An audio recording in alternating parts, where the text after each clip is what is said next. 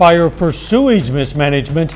And as ICE continues its operations across the country, we're going to meet a man who says he's heading back to his home country after 15 years in Southwest Missouri. KOAM News at 10 is next. The app available for iOS and Android. Now at 10, we're going to have the latest on our next winter storm that is now currently starting to move into the region. I'm going to have the details. A Newton County RV park receives multiple violations for an illegal wastewater system risking polluting Shoal Creek. I'm Samantha Walker, and I'll have that story coming up. Plus, what the bird flu and the rising cost of eggs mean for one area farmer. The 4 states' most watched news starts now. Winter weather is heading back to the 4 states and might bring some treacherous driving conditions. This is KOAM News at 10. I'm Dow Quick. Let's check in with Chief Meteorologist Doug Heddy. Yeah, I definitely expect most of the roads in the 4-state area to be in really bad shape when you're getting up, heading to work in the morning. Temperatures have been hovering into the upper 20s to near 30, so those roads are really cooling down. Plus, we have drizzle out there. It's more like a fine mist, but there is a little layer, a little glaze out there, and that's really going to pick up after midnight tonight. So we got 20s, lower 30s. Once you get into our southern counties, winter weather advisory, all of us. Look at the snow starting to pick up central western Kansas. This is our band that is going to continue to develop and then race toward us late tonight. It's not a big system. It's not really a small one. It's kind of a small, moderate one, but you can't really see the mist or the drizzle. But this is kind of light snow, which is already starting to pick up in portions of southeastern Kansas. All right, so let's go through time. Drizzle, light snow picking up. Here's 1 o'clock in the morning. The brunt of this storm makes it here about 4 to 5 o'clock in the morning. So here in the pink, this is going to be heavy sleet. Most likely we're going to have thunder sleet and thunder snow for about a 3-hour period. Then we go through heavy sleet, heavy snow. Here's 6:30 in the morning, and the moderate to heavy sleet and snow continues till about 8 or 9. Then it gets a little more showery and a little more choppy after that point in time. But enough to do problem on the roadways. We're going to go 3 to 6 inches, northern counties 1 to 3 sleet and snow.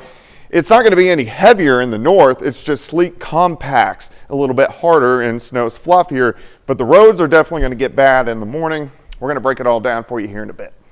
See you soon. The Newton County Sheriff has levied property from the Rocky Ridge RV Park. This comes as the city of Joplin is taking legal action against the site for connecting to the city's sewer system without permission. The RV Park's wastewater treatment system is also receiving violations from the Newton County Health Department and the Missouri Department of Natural Resources. KOAM Samantha Walker has details. According to public court records, the city of Joplin's sewer line was tapped into from the property where the Rocky Ridge RV Park is located in 2023. Records show the city disconnected the services and excavated the sewer main. That main was found collapsed, allowing raw sewage to seep into the ground. Court records indicate the property owner refused to pay more than $5,000 in damages. In October 2023, the city discovered the property owner reconnected to the city system. In November 2024, the Newton County Health Department issued a notice of violation to the property owner for a, quote, illegal wastewater treatment system installation. Department officials say in that violation there was no record of a permit to install. An environmental specialist with the Missouri Department of Natural Resources confirmed they are investigating the Rocky Ridge RV Park wastewater system. The agency already issued several violations.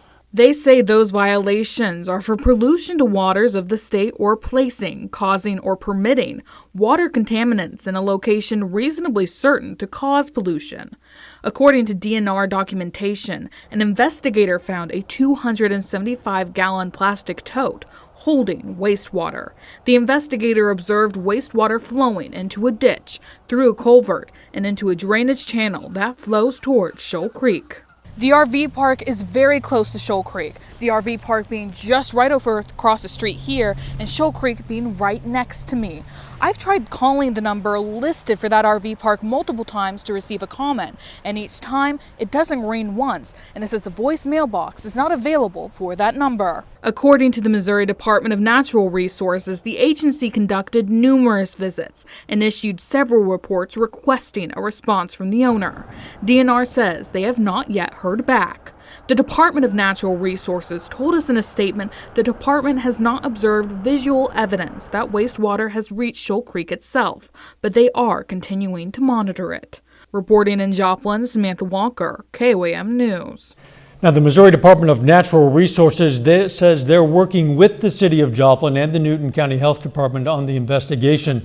The Newton County Health Department says this is an ongoing investigation and they have no comment. Samantha also reached out to the city of Joplin and has yet to receive a statement. With inflation continuing to rise and the outbreak of bird flu, egg prices have surged nearly 37% from last year. That's according to a report from NerdWallet. But how is this affecting consumers? We spoke to a local woman who sells eggs from her own backyard, and she says the bird flu outbreak doesn't really concern her. However, a Cherokee County, Kansas consumer says he's fed up. Usually I put the eggs out about 8 o'clock in the morning and they're sold out by 11. They're definitely a big demand right now with the prices at the stores. The simple fact that if they don't sell, they'll smell. And that's the way it ought to be. Why these stores gouge people. Also, according to the NerdWallet report, pricing eggs too low will increase the chances of shoppers experiencing empty shelves. The Joplin Chamber of Commerce worked with the Joplin nonprofit Bright Futures to pack some weekend snack packs for students in need. Together, they packed a total of 513 bags of snacks. The snack packs are for the weekends when students don't have access to school lunch and breakfast. Their goal is to make sure the food insecure students don't go without a nutritious meal on the weekend. We try to pack the bag with as much shelf-stable nutrition as possible. So they get cheese crackers, they get cups of peanut butter, they get milk and cereal. Bright Futures is always looking for volunteers and donations to continue helping others. Visitors to Galena, Kansas will soon get their kicks at a motor court themed on vintage gas station. That story is coming up. But up first, as ICE continues its sweep across the country for undocumented migrants, a man in southwest Missouri decides to return to his home country after 15 years. Outpost Casino is giving hours of your call. Come and see, there is a difference. Regional Dental Center, your home for a beautiful smile. Over the summer, a Missouri House Special Committee held hearings on what they called a report of the Special Committee on Illegal Immigrant Crime. In the report, a section called Immigrants' Influence on the Economy estimated only 4% of the population in Missouri is foreign-born. But now, as Immigration and Customs Enforcement continues operations across the U.S. to arrest and detain undocumented migrants, one man who's lived in southwest Missouri for nearly 15 years has made the decision to return to his home country. Chris Bryant has his story. Many places where immigrants and refugees come from are place of a lot of shortage of food or there's no work, and if there is work, it's very low paid. And Carlos Rich spends his time working with people from southwest Missouri, both documented to undocumented. For America, the place where people can dream, as an immigrant myself, I've been able to live my dream as I want to, and I think they want the same thing. And with an uptick in ICE arrests and deportations, he is hearing the concerns of those he works with. The anxiety of raids and immigration officials around, they're scared. And so even folks with mixed status, they don't want to go to Walmart. They don't want to go to mom and pop shops because they're scared. We need some immigration reform activity right here in the state of Missouri. Over the summer, a Missouri House Special Committee held meetings on what it called a report of the Special Committee on Illegal Immigrant Crime. We heard repeatedly that our immigrants are not committing, some wave of crime. We heard that our immigrants are critical, absolutely vital to our economy. In the report, a section called Immigrants' Influence on the Economy estimated that only 4% of the population in Missouri is foreign-born. The committee heard testimony that migrant labor in the state of Missouri accounted for $113.7 million in taxes for 2022. In addition, the report states that the migrant workforce contributes approximately $19 billion to the state's revenue. We need to make sure that folks are entering the country legally, but even with that, those that are seeking asylum and getting documentation to work, we need to make sure that they are not being victimized and that they're not being taken advantage of. For lawmakers in Jefferson City, safety is a double-edged sword, making sure immigrants are coming legally and protect those already here. Sometimes these things are on a case-by-case basis. If the family may have came over illegally and they have a young child, say in elementary school, we don't need to be taking that young child out of her second grade class and sending her back to El Salvador. So I've done anything from oil pipelines to restaurant work to working in farms with turkeys and collecting turkeys in farms. Don Santos has been living and working in Southwest Missouri, mainly in the poultry industry, and decided now was the right time to return to his native home. I'm leaving for many reasons. One is because I face discrimination and low pay in my work. For others, the committee report indicates it might not be that easy to freely leave.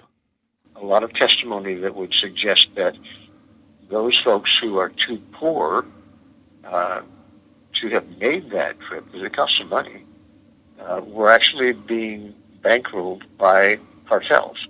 While some may be victims of sex trafficking or forced labor, the committee report states that crimes committed against undocumented migrants are rarely reported. One is that at this point, at least, there's absolutely no way to quantify the amount of crime that's perpetrated against the illegal alien because by their very status, they're reluctant to report that crime. For the committee chairperson, what I think that we struggled with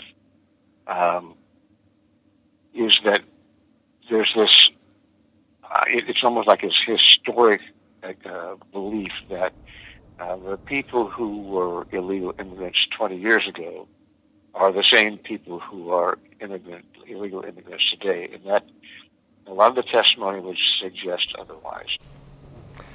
A little later, the red-hot Galena boys basketball team looks to continue its domination tonight against CNC foe Frontenac. John has highlights coming up in sports. Plus, we're going to have the latest on this winter weather event moving in coming up next. Pizza on crispy thin crust for a limited time. Well, of course, another wintry event is pushing into the region. We've had kind of the freezing mist, a little bit of light freezing drizzle over the past several hours. That's going to continue to pick up as we go through the overnight hours tonight. So there is going to be a light little glaze on the roadway, so be careful if you are going to be out tonight. Winter weather advisory in effect for all of us due to sleet and snow as we go into tomorrow morning. Look at the snow already picking up central western parts of Kansas, and it's going to start to race east already. Some light little snow showers picking up out across southeastern Kansas, and then drizzle for everybody else. So this will just slowly increase as we go through the next several hours. All right, main show is going to get in here by about 4 or 5 p.m., and it's going to come in pretty heavy. May get a little bit of thunder, so mainly north of I-44, we're looking at mainly snow. South of I-44, a mix of sleet and snow. Temperatures kind of sitting 30 to about 32 degrees. Heaviest bands are going to be from 5 a.m.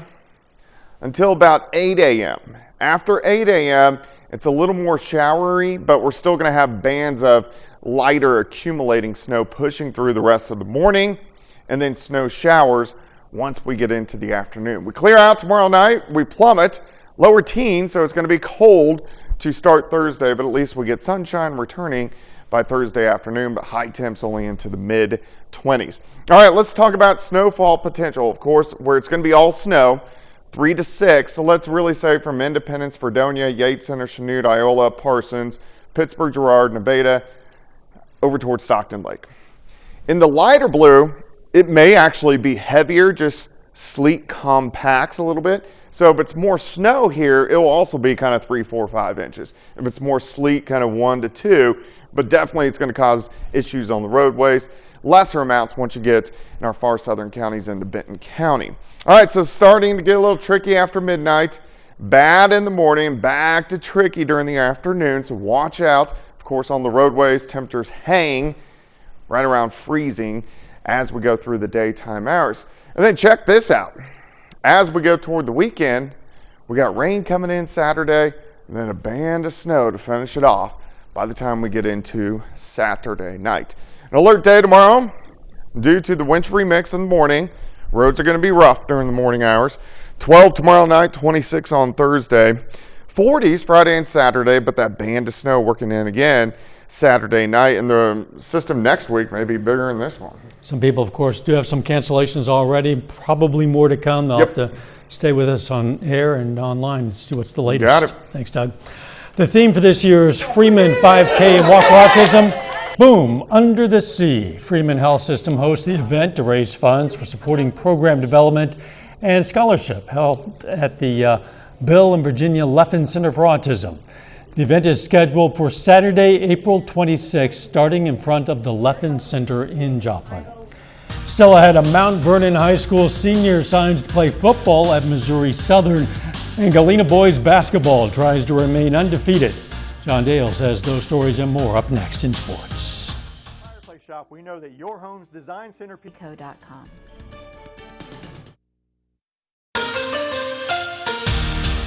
For the second time in as many days, Mount Vernon High School has a senior football player signing to play at the collegiate level, and this Mountaineer standout will be keeping his talents here in the 4 states. Mount Vernon High School senior Danny Fields signs his national letter of intent this morning to continue his football career at Missouri Southern. Atiba Bradley and the Lions are getting an offensive lineman who has received all-conference, all-district, and all-area honors. And Fields says today is a moment that's been about 10 years in the making. It's been a goal of mine since I played in 3rd grade, and I'm here. I'm just excited to move to the next level and just show people from small towns can move up to play at big schools. Tonight in Missouri high school basketball, we've got a COC West rivalry game as the Webb City Cardinals play host to the Carthage Tigers. Webb City Lady Cardinals taking on the Carthage Lady Tigers. This game was nuts. First quarter, Lady Tigers, Jaden Brunnert gets it and drains a 3-pointer. That gives Carthage a 12-point lead after the first quarter. Second quarter now, Abby Sargent starts to take over. She finishes through contact. Cardinals tighten it to a 1-point game. Sargent had 23 tonight. Final seconds of the second quarter, Lauren Choate with the steal. Off the fast break, her layup is good at the buzzer. Tigers have a 3-point lead at halftime. Third quarter, Ashlyn Brust in the corner, and she nails a 3. Tigers lead by 10.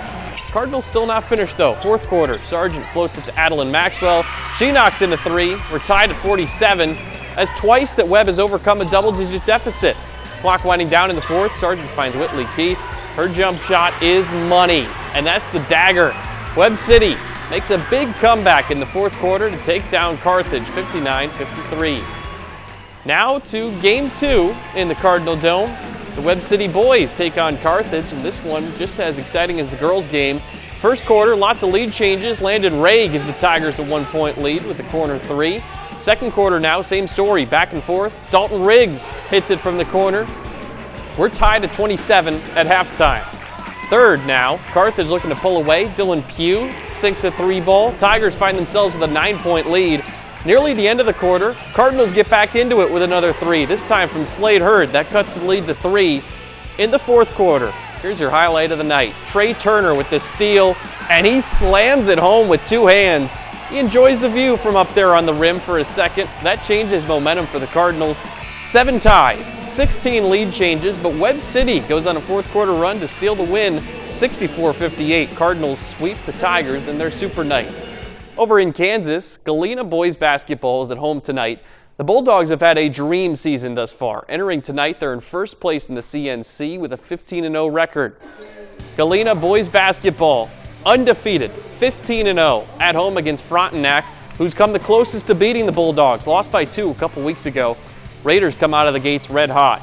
Vinny Collier knocks down an open triple. Frontenac builds up a 16-point first-half lead, but the Bulldogs come roaring back. Early fourth quarter, Lincoln Kimberling attacks the basket, gets fouled, and scores. That ties it at 34. 90 seconds left now. Frontenac up by 2. Kimberling again, this time from the corner for 3. Galena is up by 1, but one more chance for Frontenac. 20 seconds left to play in regulation. Here's Collier crossing over his defender. He goes up strong and gives the Raiders a 1-point lead. One final chance for Galena. 4 seconds left, down by 1, undefeated record on the line. Inbounds pass goes to Quentin Cox, and his shot is good at the buzzer. Galena remains undefeated. The Bulldogs take down Frontenac 49-48 at the Horn. It's a pretty exciting night of high school basketball. What a way to continue the streak, and fans of either team have to admit they got their money's worth out of this game. That was a great one. We'll be right back. Go further in a hybrid at Roper Honda. Raymond Mitchell, a four-state hero. Gearheads and community members took in a groundbreaking today for a series of gas station-themed cabins. The Petrol Motor Court will be located on Main Street between 3rd and 4th in Galena, right there on historic Route 66. The cabins will be modeled after vintage gas stations all the way down to the colors. A funny one that we picked is a Union 76. Not that that station is funny, but in 1976, we took a family trip from California to Pennsylvania. Everything was bicentennial, and in my 5-year-old brain, I knew that Union 76 stations would be called Union 77 stations the next year. So that's why we picked that one. Great story. Once finished, Petrol Motor Court will feature 10 cabins. Be a nice addition there along historic Route 66. Absolutely. Got to keep an eye on the weather, Doug. Yeah, freezing drizzle continues to pick up over the next several hours, and then sleet and snow across the region, and it's going to come in pretty fast by the early morning hours, and it's going to come down at a pretty good clip. But most of us 1 to 3 inches of sleet and snow. Northern counties more, just due to more snow instead of sleet. And the roads, they're going to be tricky in the morning. Well, really all day tomorrow. Yeah, it doesn't take much sleet, even a thin glaze, and those roads can be very hazardous for sure. Final sports note. Well, weather permitting tomorrow afternoon, Pittsburgh High School has 3 football players signing to play at the college level. Look forward to hearing more about that. Thanks for joining us. We're going to see you right back here tomorrow. The morning show starts at 5 a.m. Please do be careful out there, and let's make it a great Wednesday.